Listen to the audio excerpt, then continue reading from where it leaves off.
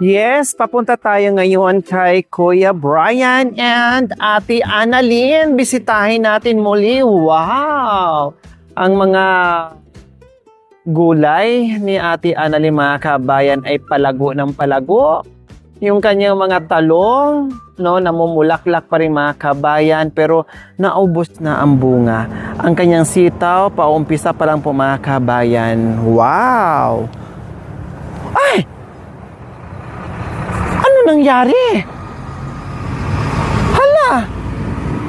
Bakit? Ano nangyari sa bahay, mga kababayan? Ano ba yung tumayo yung balahibo ko, mga kababayan? Ang ganda-ganda ng bungad ko. Napansin ko kaagad yung ganda ng mga halaman ni Ate Annalyn, pero ako na may parang, ay ano ba yan? Parang kinabahan ako, mga kababayan, na tumayo yung balahibo ko. Saan sila? Ano nangyari? Bakit sinira yung bahay? Ay, may pusa pa dito, oh. Oh, ayan. May pusa na pumalit dito. Ha?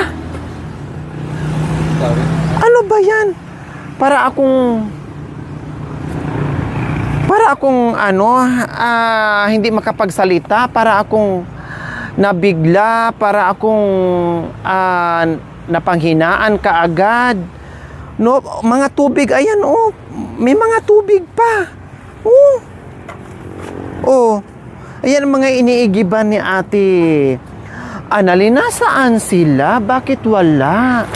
Ano nangyari? Para naman ako tuloy na panghinaan ng imbis masigla tayo at ang sadya natin dito, mga kabay, mayroon tayong bit na surprise para sa mag-asawa. Pero para tuloy akong nablangko na para akong nablangko, mga kabayan, na hindi ko alam, no, na napaisip ngayon, ano nangyari? Bakit wala sila dito, mga kabayan? Walang mga gamit, no? Yung mga gamit natin na binili, mga kabayan, wala dito. Yung bike, wala rin dito. Ang nadatnan natin ngayon, mga kabayan, itong mga dati nilang kagamitan kung saan unang natagpuan po natin sa mga kabayan na ganito lang po talaga ang nadatnan natin. Pero yung mga tulda, yung mga bago, yung mga trapal, no? At saka yung mga Durabox at iba pa na naibigay natin, lamesa, upuan, wala dito. Lumipat sila. Saan sila nagpunta, mga kabayan? Yun ang malaking katanungan ko ngayon, na ang bungad ko, ang ganda ng bungad ko, mga kabayan. Siyempre, hindi ko pa makikita kasi nandoon pa ako. Harang itong lupa dyan, mga kabayan. Tapos, ito na ngayon. Nasaan kayo, Ate Annalyn? Pati ang kumot, ay ang muskitero nyo, o kulambo, nandyan pa. Hala, ano nangyari, mga kabayan? Saan sila ngayon? Diba? Nandiyan naman yung nila, yung dating kariton ni Kuya, oh. I-check natin dito. Oh. Yun, nandito naman yung kalakal nila. Yung mga, ito. Nandito. O tapos yan, kalakal pa nila yan, oh. Hindi pa naibenta. Ayan, kalakal po nila yan. Kalakal yan, pati ito. Hindi pa naibenta, mga kabayan. Kalakal nila yan. Oh. Hala, hindi natin lubos maisip, mga kabayan, kung ano ang nangyari ngayon kay Kuya Brian and Ate Annalyn. Pati ako nablangko bigla ang utak ko, mga kabayan. Hindi ko alam, no, nablangko ang utak ko. Hindi kaya, mga kabayan, no? Kasi nabanggit ko na rin to minsan.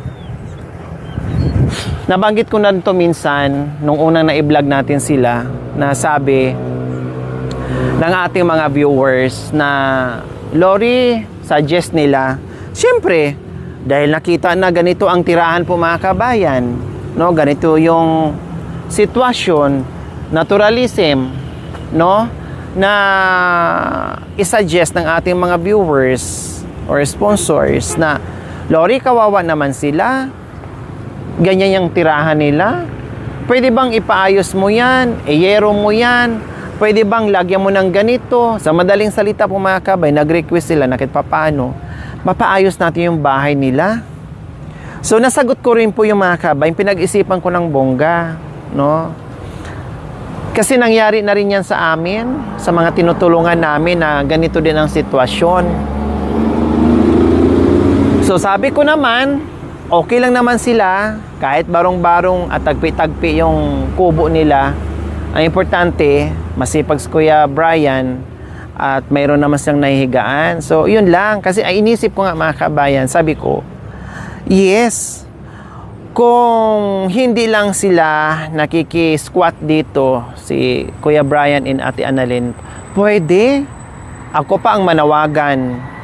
Ako pa ang manawagan sa mga sponsors natin na mabigyan natin sila ng kahit papaano maayos na kubo.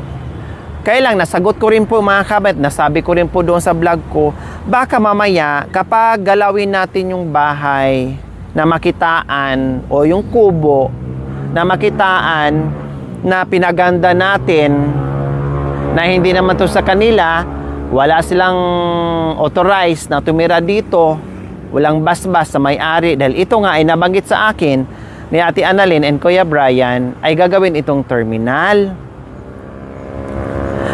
At walang pahintulot yung pagtira nila dito, basta naggawa lang sila dito sa ilalim ng anong tawag nito? Yung kinakain masarap mga kabayan. Masarap to eh. Yung bunga nito, marami nga sa Tarlac to eh. Yung binubuksan kulay pink kapag nahinog yun. Ganon, di ba? So, paki-comment nga mga kami kung anong ano yun. Nabubuksan siya na para siyang beans na ginaganyan mo oh. Na kulay parang mani ba? No, na kulay pink kapag nahinog mga kami. Nabubukan na siya kapag nahinog. So, masarap yun. Bandang Tarlac, marami dyan.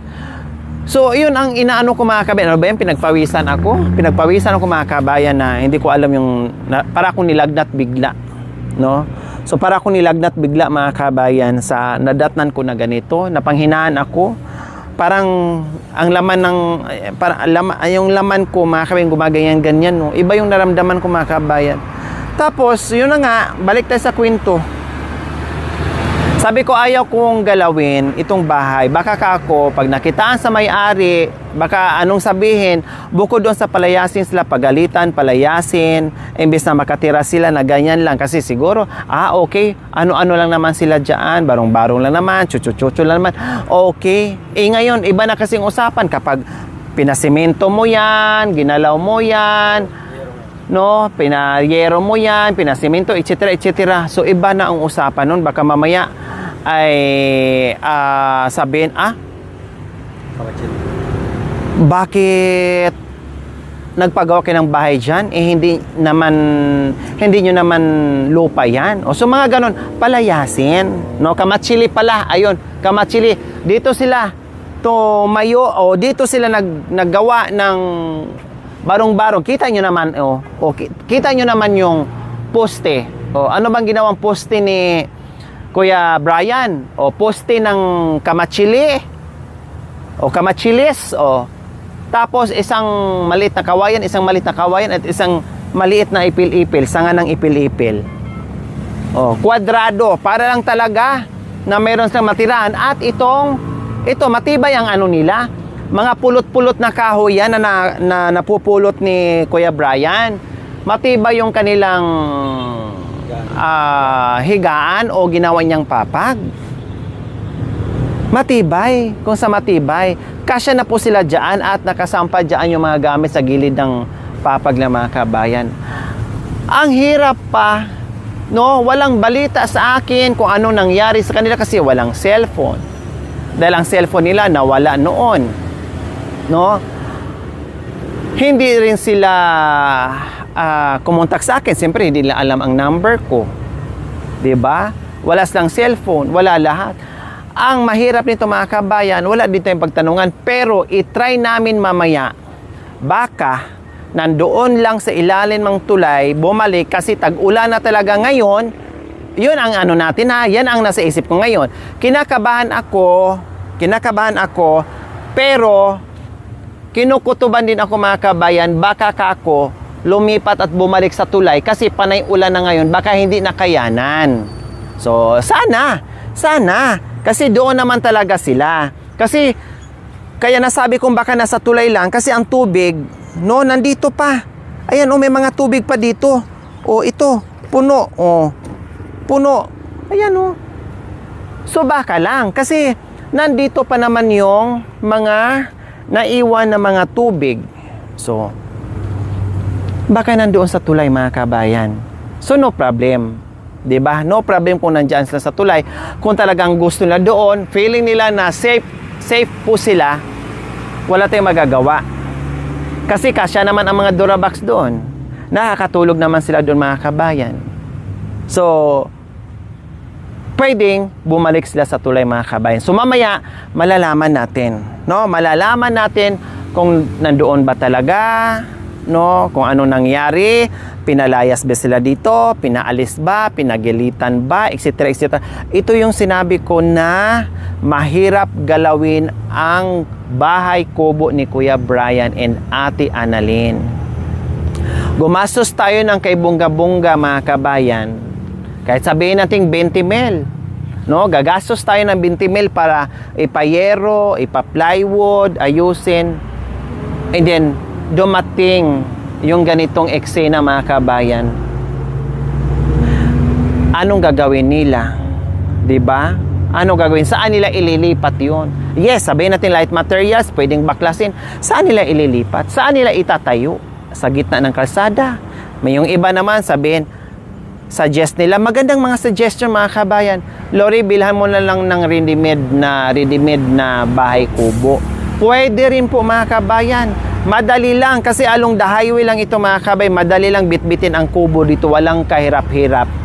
Ang tanong, pagdating ng bahay kubo dito mga kabayan na halagang 40, 50, 60, depende. Meron pa gang 100 plus, 200 plus. Makarating dito yung kubo, binuhat, pinadeliver natin. Magbayad tayo sa kubo plus delivery pa, pakainin pa natin or merienda yung mga nagbubuhat. So, ang laki ng ginastos, more or less 60,000. And then, hindi natin alam, nabigyan natin, natugunan natin yung kanilang shelter, mga kabayan, yung mga suggestion natin. Ang tanong, hanggang kailan silang manatili dito? Hanggang kailan silang pwedeng tumira dito? Yun ba ay may basbas sa may-ari? Pinapayagan ba sila? Paano pag nandito yung kubo at pinaalis na sila? At nakasuhan pa? Anong gagawin natin sa kubo? Buhati ni Ate Annalyn and Kuya Brian? O anong gagawin natin dun sa kubo? Gagastos na naman tayo dahil ipapabuhat na naman natin yung sa dati nag-deliver, another charges na naman yon, another chucho. Saan na naman natin ilagay yung kubo? Kasi wala tayong paglilipatan, sa gitna na naman ng kalsada. Kaya sabi ko na natiling ganyan na lang yan, pwedeng gawa natin ng paraan na kahit papaano hindi sila mabasa. Kaya ang ginawa natin is yung tolda, yung trapal, na kahit papaano nandyan sila sa loob ng bahay, ay hindi sila mabasa kasi dati marurupok na, may mga butas-butas niya, pati yung dito na ginawang dingding natin na kahit papaano umulan o humangin na hindi sila pasukin ng tubig dyan hanggat nilagyan natin dito. So yun ba ay masakit sa mata ng may-ari? Napansin na parang paganda ng paganda yung kubo nila dyan mukhang hindi na ata sila aalis mukhang hindi na temporary yan mukhang tatagal na talaga sila dyan. So siyempre mga kabayan, alangan naman magalit tayo, alangan naman magalit sila ni Ate Annalyn, alangan naman magalit sila ni Kuya Brian. Wala tayong laban, bagkos magpasalamat pa tayo kasi 1 linggo, 2 linggo, 1 buwan, 2 buwan na nakatira tayo dito, na pakinabangan natin na walang paalam, na pakinabangan natin na walang basbas sa may-ari, na nakatira dito tayo kahit papaano. So syempre, karapatan na may-ari na palayasin ka, paalisin ka, no, gamitin na yung lupa. 'Di ba? So nakakaano mga kabay, tawag nito, kaya hindi ko ginawa yung mga suggestion niya, iyero, kahit maliit na bahay. So hindi ko ginawa yung mga kabayan. Sa bagay, ito kasi po mga kabayan, malapit na ito sa, parang may dike dito sa ito sa ibaba. Pero kahit na, sako pa rin ito, no, sa lupang ito, sako pa rin hanggang diyan, no. So feeling ko ngayon mga kabayan, napansin siguro ng may-ari na mukhang pinaayos, pinaganda, at napansin pa na may mga gamit, kaya siguro sila pinaalis. Hindi tayo galit doon sa may-ari, hindi tayo pwedeng magalit, magtampo, bagos magpasalamat pa rin tayo sa kanila. Kung pinaalis man sila dito, kung pinagalitan man sila dito, magpasalamat pa rin tayo kasi pinatira pa rin sila dito ni Kuya Brian and Ate Annalyn ng ilang buwan. No, nakinabang sila ng libre. 'Di ba? So karapatan ng may-ari na kunin or gamitin or paalisin sila kasi wala naman din silang pahintulot. 'Di ba? So, ayun. Pinagpawisan ako. Kinakabahan ako. Hindi ko alam, bigla akong nablangko. Hindi ko alam mga kabayan, napanghinaan ako, ang ganda ng bungad ko, excited ako, nabitbit ko ang sorpresa sa mag-asawa para sa kanila mga kabayan, pero feeling ko para akong nahilo, para akong babagsak, para akong mawala ng hininga na hindi ko alam na tumayo ang balahibo ko kanina pagpasok ko, plus nablangko kaagad ang utak ko na ang salubong, ang sumalubong sa akin, itong wala ng dingding, wala ng bubong, at wala ng Brian at mukha ni Ate Annalyn, 'di ba? So, yan ang palaisipan ngayon mga kabayan. Yan ang palaisipan ngayon. Sayang po mga kabayan, no? Kasi marami siyang mga gulay dito. Lumago ang kanyang mga sitaw. Yung talong niya kahit paano may mga bulaklak pa rin, yung ampalayan niya. Pero feeling ko, kasi siguro nawala kami dito na hindi na namin nabalikan, ay isang linggo mahigit, no? Or magdadalawang linggo. Magdadalawang linggo siguro na hindi ko nabalikan. Ibig ko sabihin, hindi ko napuntahan, pero nadadaanan ko. Pero nung madalas ako namili sa mga gamit ni Ate Gemma, nadadaanan pa namin dito, nandiyan pa sila, nakikita namin. Pero ngayon, hindi na nalinis ni Ate Marie Cres yung mga halaman nila. So, ngayon, hindi na nalinis ni Ate Annalyn, no, yung halaman nila. So, ibig sabihin, mga ilang araw na siguro silang nawala dito or linggo na. Sayang, yung ampalaya, sitaw, talong, no, at yung kanyang mga sayuti, no, at iba pang mga gulay dyan na nakapalibot, na nakatanim dito sa palibot ng kanilang tinitirahan po mga kabayan. Oh, 'di ba? Pati siguro kayo ngayon mga kabayan napaisip kung nasaan si Ate Annalyn and Kuya Brian. Sana andoon lang sa tulay na kahit papaano ay mahanap at makita natin sila muli at masabi natin yung dala-dala nating surprise para sa kanila. Magandang surprise po na nanggagaling sa kanilang butihin na sponsor, no, na sana ay makita natin sila dahil malaking bagay ito para sa kanilang mga kabayan, para hindi na sila na parang mga NPA na no permanent address mga kabayan. So titinan natin kung mahanap natin at sana nandiyan lang sila sa ilalim ng tulay.